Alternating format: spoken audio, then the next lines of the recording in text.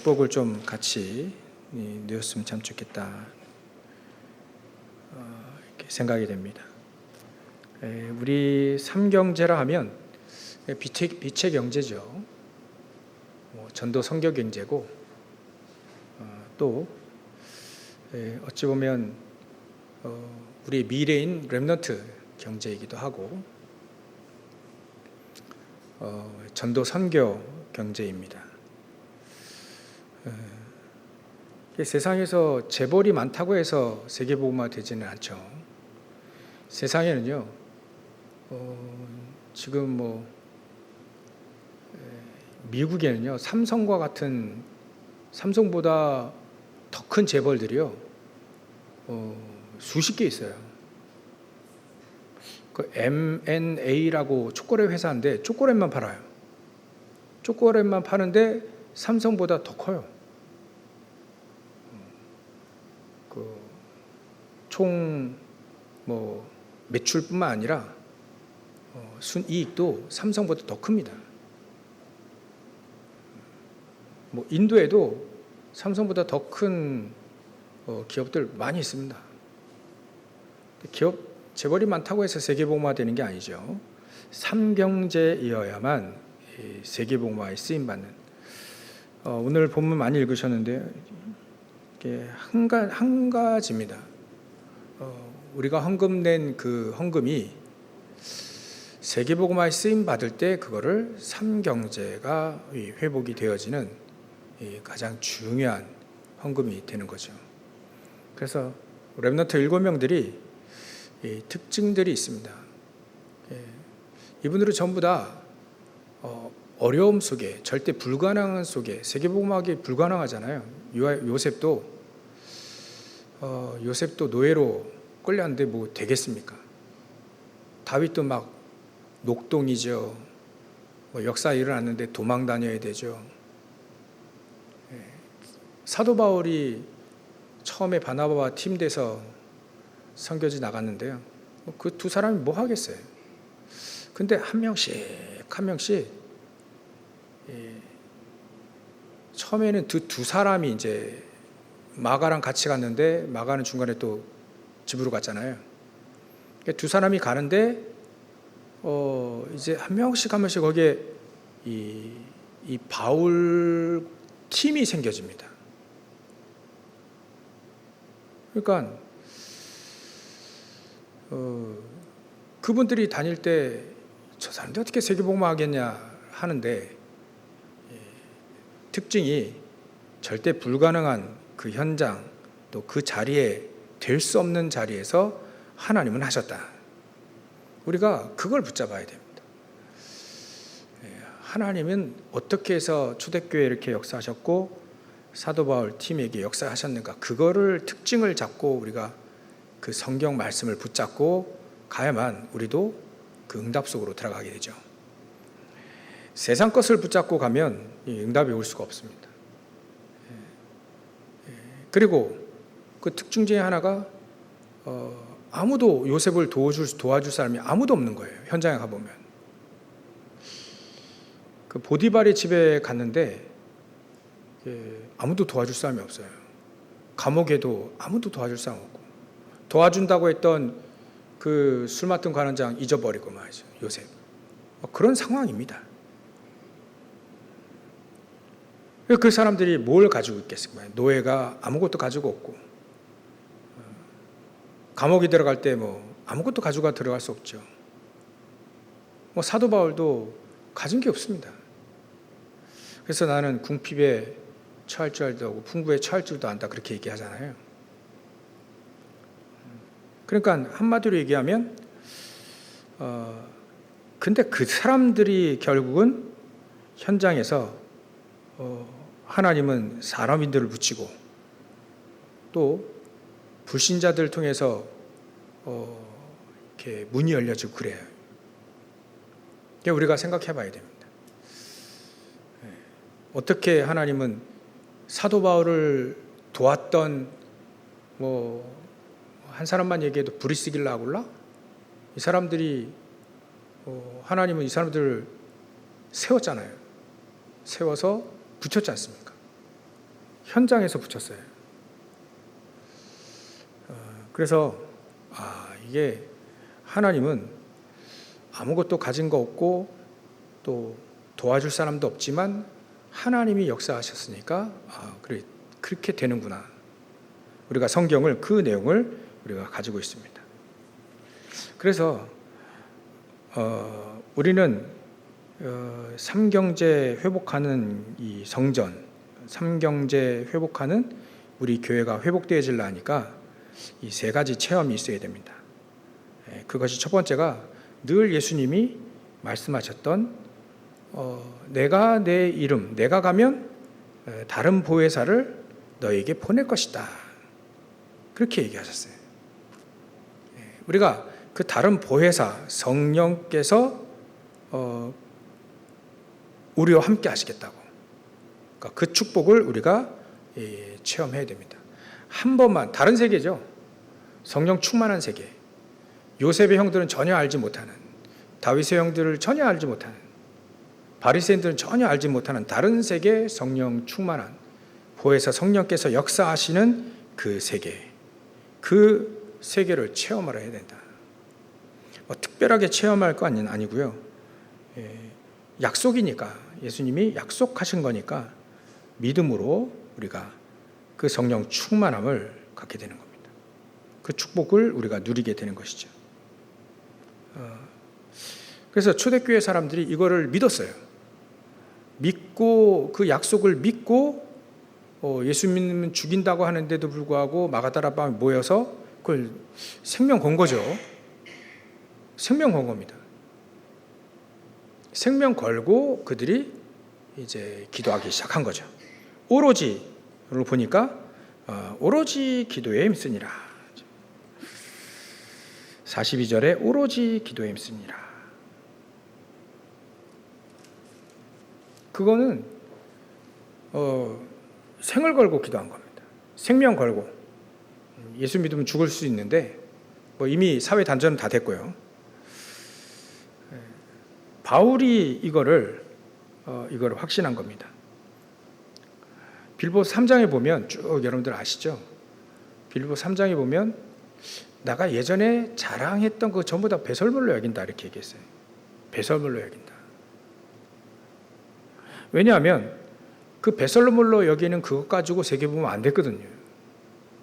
예수 믿는 사람 핍박하고 막 그거 하나님 잘 믿는다고 생각했는데 뭔가 돼야 되는데 자기 영적 문제도 해결 안 되고.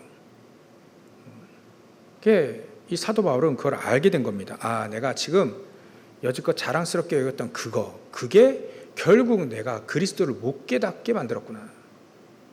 그 예수가 그리스도라는 사실을 못 깨닫게 만들어 버렸구나. 이제 그거를 알게 된 겁니다. 사도 바울이 이제 그리스도를 알게 된 이후부터 사도 바울은 언제든지 그 마가다락방에 그 보혜사 성령께서 충만하게 역사하실 때까지 기도하는 거예요. 무슨 일을 하든 처음으로 사도 바울이 선교사 파송될 때 사도행전 13장이잖아요. 금식하며 기도합니다. 금식이 중요한 건 아니고요. 우리가 집중 기도하는데 집중이 중요한 게 아닙니다. 왜 집중을 해야 되느냐? 그게 중요한 거죠. 왜 우리가 기도해야 되고 우리가 왜 해야 되는지, 왜 나에게 성령 충만함이 필요한지, 보혜사 성령께서 왜 필요한지 그 이유를 먼저 아는 겁니다. 그래야 우리는 그 보혜사 성령께서 우리와 함께 하시고 역사하시는 그 세계에 들어갈 수 있게 되는 거죠. 근데 이거를 자꾸 이 기도할 수 없는 그 상태가 우리가 자꾸 사단이 속이거든요. 그러니까 기도 못하고 있는 거죠. 그래서 그 부분에 대해서 창세기 3장 11장의 메시지가 너무 이게 각인돼 있다. 사도 바울은요, 고린도 후서 10장에 보면 4절 5절 보면 견관진을 치고 있다, 사단이. 그 견관진, 그게 하나님의 것들은 다 안 보이게 만든 겁니다. 안 믿게 만들고 못 믿게 만들고. 그래서 기도하면 되는데 이게 되는데 안 돼. 그래서 사단이 자꾸 그렇게 속여요. 우리가 그걸 알아야만 사단을 이길 수 있습니다. 사단을 무너뜨릴 수 있죠. 속지 않아야 되는데 속는단 말이에요. 그래서 성경은 계속해서 보혜사 성령이 사실 우리에게 필요 없는데 그리스도면 충분하잖아요. 하나님 우리와 함께 하시면 그 충분하지 않습니까? 근데 보혜사 성령이 왜 필요한가? 왜 보혜사 성령을 우리에게 보내주신다 했을까? 예전에는 그리스도 보내주겠다는 그 약속 믿고도 구원 받았잖아요. 그리스도 오셨고 승천하셨고 그러면 우리가 그 그리스도를 믿으면 끝나는 건데, 근데 왜 특별히 예수님이 보혜사 성령을 보내주신다 했을까? 그 이유가 있는 겁니다. 현장에는 이 사단, 귀신들 꽉 들어차가지고 우리 인간을 속이는 거예요. 그 속인 수에 우리가 넘어가지 않으면 다행인데 속더라. 전부 다 속더라. 그래서 하나님이 우리에게 어찌 보면 능력이라고 하는 부분을 강조하신 겁니다. 보혜 성령께서 우리와 함께 하시는 그 능력이 우리에게 사실은 필요한 거죠. 사단과의 싸움이기 때문에 우리의 싸움은 혈과 육이 아니다 이렇게 얘기했잖아요. 그 사단과의 싸움에 승리하기 위해서 우리가 그리스도의 언약을 붙잡고 또 약속을 믿는 사람들에게 성령의 충만함을 주시겠다. 그건 다른 세계입니다. 아까 말씀드려 요셉과 요셉 형들은 요셉은 그 세계를 맛봤는데 요셉의 형들은 그 세계를 못 봤어요. 맛을 못 봤습니다. 예수 믿는데 그야말로 우리가 예수 믿고 교회 다니는데 그 능력 맛을 못 봤어요. 그러니까 평생 속잖아요. 세계복음만 그런 전혀 응답을 못 받고 이제 밥 먹고 살기 이제 급급한 거죠. 그래서 하나님 우리에게 보혜사 성령의 능력이 우리에게 필요하구나. 그게 이제 알게 되어지는 겁니다.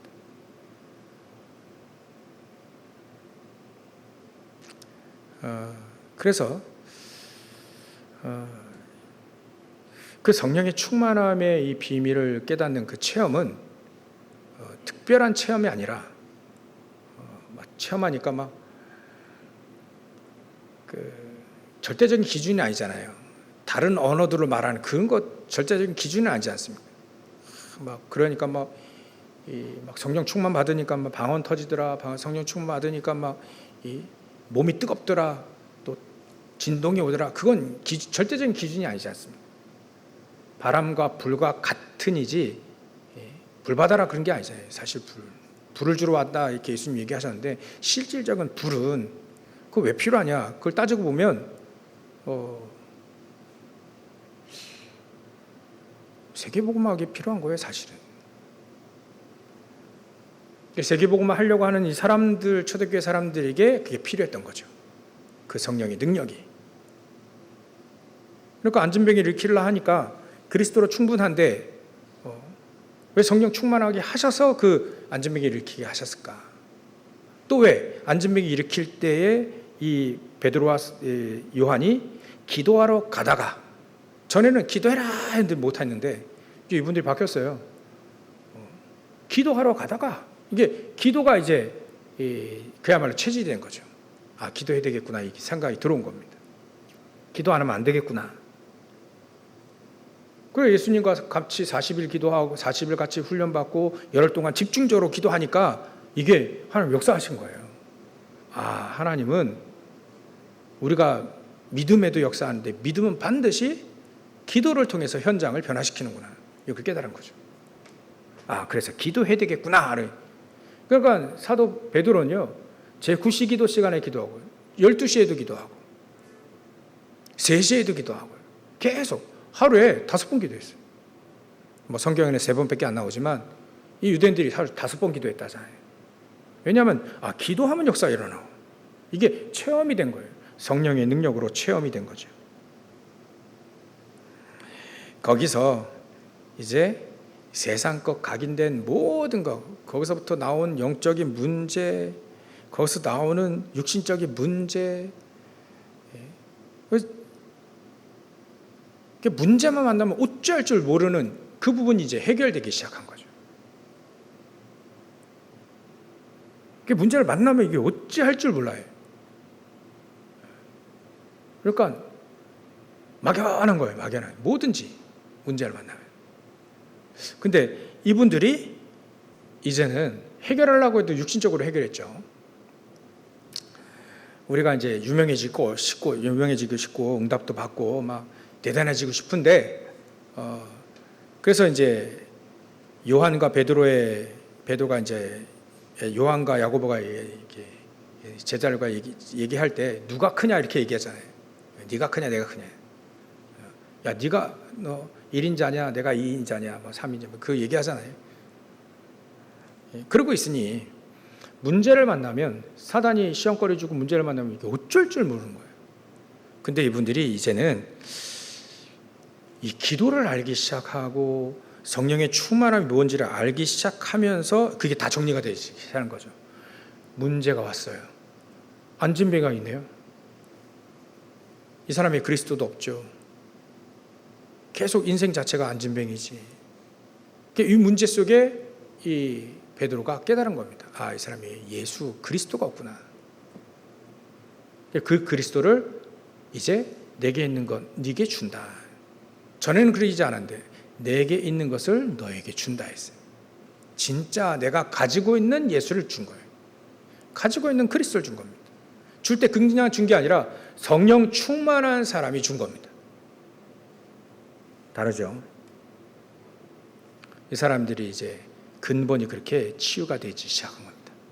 그야말로 이제 우리는 그걸 베드로가 어떻게 기도했는지 제9시, 12시, 3시 그렇게 기도했듯이 우리도 마찬가지 아침, 낮밤, 아침만 그렇게 우리가 기도하기 시작하는 거죠. 기도하다 보니까 보혜 성령께서 역사하시고 우리가 전에 기도 안 한 바는 아니잖아요. 근데 이제는 아는 거 알고 기도하는 겁니다. 기도하라는 거 예수님께도 늘 들었고 예수님 보연도 보여주셨고 근데 그때는 안 되는 상태였단 말이죠. 근데 이제는 기도할 수밖에 없는 상태가 되진 겁니다. 그러니까 기도하지 말라고 해도 기도하기 시작하는 거죠. 왜냐하면 그 기도에 대한 맛을 보혜사 성령의 맛을 성경에서 역사하시니까 하나님 우리에게 확신 생기고 현장의 응답이 이게 확신되지니까 믿음으로 기도할 수밖에 없는 거죠. 그래서 우리도 아침에 우리가 아까 말씀드린 대로 모든 걸 회복하고 진짜 아침에 모든 걸 보면서 기도를 전부 다 바꿔야 되겠다. 사단이 우리 절대 속이지 못하도록 정말 오히려 사단이 우리 발 앞에 무릎을 꿇는 발 앞에 상해지는 사도 바울이 로마서 16장 19절 20절 같이 얘기했던 것처럼 사단이 속히 너희 발 아래 상하게 하시리라. 그 말씀처럼 우리 발 앞에 사단이 완전히 박살나는 거죠. 그 축복을 내가 누려야 되겠다. 그 필요성이 이제 현장에서 보여진 겁니다. 아무리 돈을 줘도 안진뱅이에요. 이 사람 인생을 운명을 바꾸려면 그 운명 근본을 바꿀 수 있는 그리스도가 필요한 거예요. 그들을 일으키고 변화시키려 하니까 실제적인 성령의 보혜 성령께서 역사하셔야만 되는 것이죠. 하나님 패턴을 시스템을 그렇게 만드셨어요. 그 성령께서 역사하실 때 그 사람은 기도의 사람이어야 되고 기도의 비밀을 가지고 있는 사람이어야 되고 그래서 우리가 아침 낮밤 아까 말씀드린 대로 그렇게 기도하는 겁니다. 그러면 우리가 모든 게 다 이제 바뀌기 시작하겠죠. 편안하게 기도하기 시작하는 겁니다. 아침에 누린 만큼 낮에 다르게 보입니다. 그죠? 다르게 보이겠죠? 아침에 힘을 얻으니까 힘 있는 사람이 낮에 보는 거하고 힘 없는 사람이 낮에 보는 거 다르더라고요. 힘이 있을 땐 제대로 보였는데 힘이 없을 때는요, 이게 안 보이더라고요, 잘. 문제를 만났을 때 힘 있는 사람이 문제를 만난 거하고 힘 없는 사람이 문제를 만난 건 또 다른 거예요. 사건도 일어날 때 말이죠, 해석이 달라버려요. 사람들은 요셉이 감옥 갔다, 이제 망했다 이렇게 얘기해 볼 거 아닙니까? 근데 요셉은 해석이 달라버렸어요. 잘 됐구나. 점점 지나고 보니까 응답이 계속 오는데 잘 됐구나. 나중에 거기서 총리로 부름받잖아요. 나중에 보디발의 집에 계속 있으면 큰일 날 뻔했구나.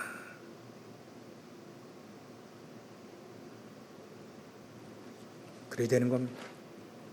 보혜사 성령의 우리와 함께 하시고 역사하시는 그 역사 속으로 우리는 들어가기 시작하는 거죠.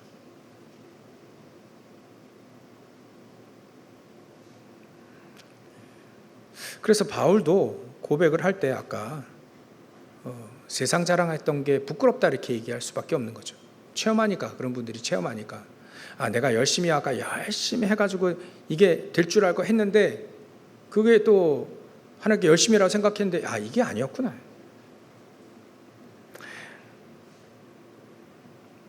특히 바울이 병들었을 때입니다. 자기 문제 있잖아요. 이게 어떤 문제인지 문제가 있어요.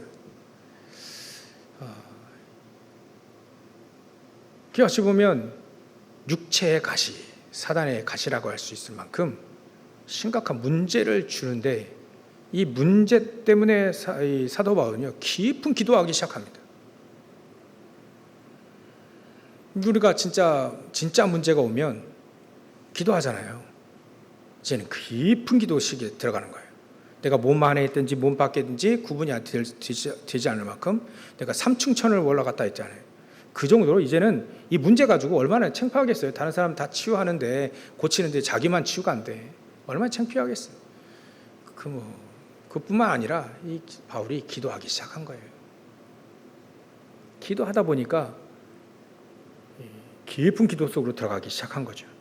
그때에 사도 바울이 응답을 받습니다. 예수님께 응답받아요. 예수님 말씀하십니다. 내 은혜가 네게 족하다. 네가 자고하지 않도록 내가 은혜를 풍성히 주는 것이다. 그 육체의 가시, 그게 주신 것이다. 그게 은혜로 준 것이다. 그 다음부터 사도 바울은 이 응답을 받고 은혜를 충만히 받고, 그러니까 깊은 기도 쓰려니까 은혜를 받아요. 큰 은혜를 받으니까 이 사도 바울이 다른 경험을 하기 시작한 거죠. 은혜가 충만하니까 모든 게 해석이 달라지는 거예요. 이게 내가 치유되든 안 돼도 상관없구나. 은혜가 풍성히 임하니까 이것 가지고 나는 하나님의 완벽한 성령의 능력을 내가 증거할 수 있구나. 부족한 우리에게, 사실 우리가 부족한 우리에게 하나님이 역사하시고 성령께서 역사하시는 거가 그게 더 성경에 맞지 않을까요? 능력이 대단한 사람은 오히려 그 능력을 의지하면서 못하는데, 이제 우리 같은 사람들은 믿은 것밖에 없거든요. 가진 것도 없고 배운 것도 없고 믿는 것밖에 없어요. 이제 그리스도를 믿는 것밖에 없어요. 이제 믿는데 사도 바울처럼 기댈 그런 것도 없고 이제 그리스도만을 붙잡고 가는데 사도 바울도 그런 상태로 만들어 버린 거잖아요. 가지고 있는 건 다 배설로 다 없게 만들어 버리잖아요. 그때서야 사도 바울은 깨닫는 거죠. 이게 하나님의 은혜가 임하니까 그 모든 약점이었던 거, 잘났던 거 싹 다 그게 중요한 게 아니구나. 내가 약할 때 가장 하나님의 능력으로 강해질 수 있구나. 하나님의 능력으로. 나 오히려 그 약한 것을 자랑할 수밖에 없는 그런 상태가 돼버린 거죠. 그때에 성령께서 역사하시고 흑암이 무너지기 시작하는 거예요. 흑암이 완전히 무너지는 거죠. 아마 그때 사도 바울은 확실히 깨달았을 겁니다. 사단이 네 발 앞에 속히 상할지어다. 그 의미가 그때 확실히 깨달았을 거예요. 현장에서도 깨달았고 자기 자신에게도 그 증거를 얻은 거죠. 이제는 생각이 바뀌기 시작했습니다. 생각이. 그러니까 첫 번째 굉장히 중요합니다. 삼경제는요, 보혜사 성령께서 역사하시는 그 축복, 그 능력 속으로 들어갈 때에 삼경제가 회복이 되지는 두 번째 그릇이 됩니다. 하나님의 준비하신 그 그릇이 되는 거예요. 그 삼경제의 그릇. 재벌이 많다고 해서 삼경제가 일어나는 게 아니라 했습니다. 오늘 헌금한 거예요. 이분들이 헌금한 거, 이게 세상을 살리고 세상을 비추는 빛의 경제로 하나님 바꾸신 겁니다. 또 회당 들어갈 때 사도행전 17장 1절, 18장 4절, 19장 8절 우리가 늘 알잖아요. 거기에 하나님은 야손, 브리스가 부부, 또 가이오, 또 현장에 에베소 지역의 장로들과 이 사람인들 그때 다 붙였어요. 거기서 뭘 얘기하냐면 사도 바울은 다른 거 얘기한 게 아닙니다. 그리스도의 완전성, 당위성이죠. 왜 그리스도께서 죽으시고 부활하셔야만 되는지를 얘기한 겁니다. 그리고 예수가 그리스도라는 사실을 알았죠. 안식일마다 예배의 중요성을 계속 이 응답을 누리기 시작하니까 하나님 거기에다가 그릇이 그 그릇이어야 돼. 오직 그리스도와 오직 예배와 기도, 그 그릇이 되니까 하나님은 거기에 그냥 삼경제를 쏟아 부었습니다. 사도 바울 팀에게 삼경제 쏟아 부었죠. 그래서 특별히 선교 경제는 하나님은 노예로 보냈는데 총리가 됐어요. 삼경제. 포로가 됐는데 끌려갔는데 왕을 지도하는 지도자가 된 겁니다. 선교 경제. 브리스길라 아굴라 망해가지고 흘러 고린도 지교에 왔는데요. 그들을 통해서 사도 바울을 돕는 선교 경제가 일어났다. 그래서 우리는요, 그 그릇, 어떻게 그릇 만든다고요? 첫 번째, 오직 성령, 보혜사 성령, 능력, 그 역사하시는 그 속으로 우리는 들어가야 됩니다. 우리가 전에도 이거 늘 알고 했는데, 깨달아지고 이제 응답이 우리에게 이제 주시려고 하는 거죠. 그 외에 늘 알고 있는 것이 또 깨달아지는 게 있잖아요. 늘 알고 있는데.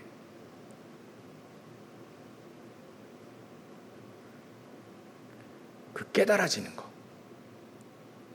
그리스도 아는데 깨달아지는 거. 기도 아는데 깨달아지는 근거 있어요. 어느 날. 딱 깨달아지니까 이게 이제는 응답의 자리로 쭉 들어가는 겁니다. 그러다 보니까 이제 하나님은 진짜 그런 사람들, 진짜 선교 경제가 회복된 그 사람들을 통해서 세 번째, 이제는 미래의 경제가 나오기 시작하게 되는 거죠. 이때부터. 미래 경제입니다. 하나님은 이들에게 응답을 딱 주는 거예요. 그래서 모세라든지 엘리야 이런 사람들은요, 호렙산, 시내산 똑같죠. 호렙산, 시내산 똑같아요. 이 산으로 가게 돼요. 거기서 응답을 받습니다.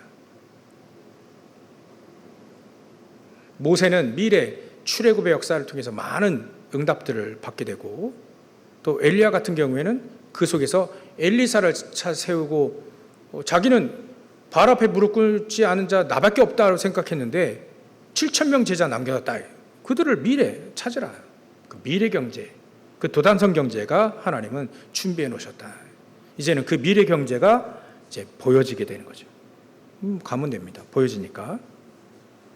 예수님도 이 산 좀 많이 하셨어요. 산, 감람산. 거기서 사실은 메시지 많이 하셨죠. 산상보훈도 그게 산에서 하신 거잖아요. 동산. 예수님은 늘 감람산 많이 가셨습니다. 이제 주께서 갈보리 산에서 십자가 달리셨고 감람산에서 훈련 많이 했고 평상시에도 나중에는 감람산에 마지막으로 40일 동안 집중한 겁니다. 그 속에 하나님은 미래 경제할 수 있는 그 응답들을 다 숨겨두셨습니다. 그러니까 미래 응답받을 나의 그 자리로 들어가는 겁니다. 예전에 호렙산, 감람산 이런 식이죠. 우리는 꼭 산기도 갈 필요 없습니다. 나의 자리, 거기를 들어가는 거예요. 그게 여러분들의 서재가 될 수 있고, 여러분들 거실이 될 수 있지만, 여러분 부엌이 될 수 있고요, 교회가 될 수 있고, 그 자리를 찾아가기 시작하는 겁니다. 나의 미래의 경제가 거기서부터 나오는 겁니다. 하나님 미래를 살릴 수 있는 렘넌트의 경제가 그때부터 나오기 시작하게 되는 거죠. 결론입니다. 그래서 하나님 우리에게 이게 깨달아진다는 게 굉장히 중요하구나. 늘 들었던 것이 어느 날 문득 새롭게 보이는 겁니다. 새롭게. 내 삶이 새로워 보이고, 나를 여러분들 알지 않습니까? 근데 여러분 자신을 아시잖아요. 근데 새롭게 보이는 거예요. 내가 하는 일이 똑같이 일을 하고 있는데 이제 새롭게 보이는 거예요. 영안의 눈이 떠져서 새롭게 보이는 거예요. 마치 베드로가 안진뱅이를 볼 때 가만히 주목하여 보니 새로워 보이는 거예요. 그게 새롭게 보이기 시작하는 겁니다. 멀쩡히 보던 우리 자녀들이 새롭게 보이기 시작하고, 우리 성도들이 새롭게 보이기 시작하고. 그래서 우리가 우리 집중하면서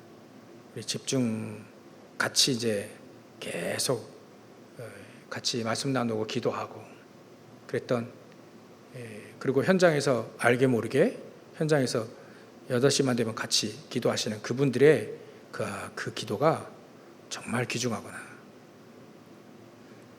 예전에 어거스틴의 모친이 이제 모니카가 기도하기 시작하는데요.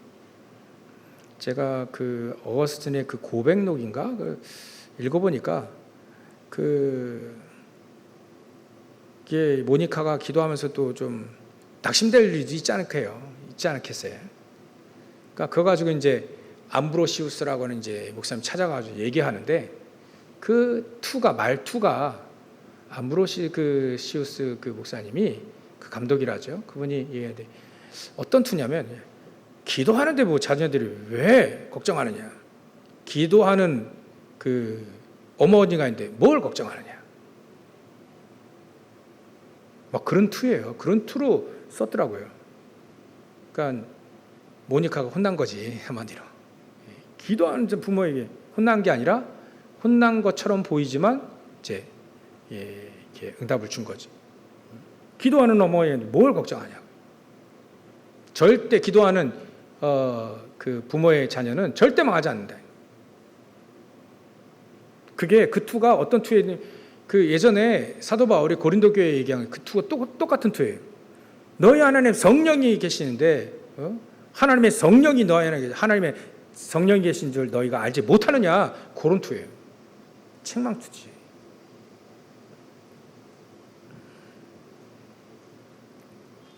여러분들, 우리가 기도하고 언약 붙잡고 기도하는 그 부모님이 있다면 최고의 큰 축복인 겁니다. 어마어마한 축복인 겁니다. 그래서 제가 얘기했어요. 이게 확률적으로 보면 기도하는 선생님을 만난다, 기도하는 부모를 만난다, 기도하는 남편을 만나고 기도하는 아내를 만난다, 일단은 최고의 축복받은 거다. 어찌 그런 사람 만날 수 있겠냐? 몇 프로밖에 안 되는데, 전 세계 60억 인口 중에 몇 프로밖에 안 되는데 그 사람 어떻게 만날 수 있겠냐? 최고의 축복인 것이다. 그래서 이제 어느 날 그런 거예요. 어느 날 깨달아지는 거 있잖아요. 아는데 깨달아지는, 확신되어지는 거 있잖아요. 그걸 통해서 우리는 또다시 오늘도 보혜사 성령께서 역사하시는 그 속으로 우리가 들어가야 된다는 거죠. 그러면 하나님은 거기에 삼경제 회복할 수 있는 그릇을 만들고 결국은 미래 경제까지 하나님은 이끄실 나의 자리를 정하고 그 속으로 들어가기 시작한다. 그게 기도의 자리고, 그게 하나님과 교제할 수 있는 자리고, 그게 나의 업자리고 가정이든 어디든 그 자리가 있다. 그러니까 어느 날 여기가 그 자리였구나 깨달아지는 날이 오겠죠. 그런 응답들을 같이 누렸으면 참 좋겠습니다. 기도하겠습니다. 하나님께 감사와 영광을 돌립니다. 미래를 미리 본 자들의 응답들, 삼경제 회복할 수 있는 교회, 우리 교회가 이 축복을 함께 누릴 수 있도록 역사하시고 축복하여 주시옵소서. 우리 성도들이 이제는 삼경제 회복해서 세계복음화에 응답받는 우리 성도들 다 되어질 수 있도록 은혜 위에 은혜를 부어 주시옵소서. 영혼이 마음, 생각, 육신이 아픈 영혼들 하나님 힘을 주셔서 그들에게 확신을 주시고 보혜사 성령께서 역사하시는 그 성령의 능력 속으로 들어갈 수 있도록 은혜 위에 은혜를 부어 주시옵소서. 기도하는 부모의 또 조부모의 후대들 자식들은 망하지 않는다 했사오니 하나님 정말 기도하고 눈물로 씨를 뿌리는 자들은 하나님 기쁨으로 단을 거두리라 말씀하셨던 것처럼 우리도 이 축복을 가지고 늘 승리하는 죄를 낼 수 있도록, 낙심하지 않고 승리하는 죄를 낼 수 있도록 역사하시고 축복해 주시옵소서. 거룩하신 예수 그리스도의 이름으로 기도 올려옵나이다. 아멘.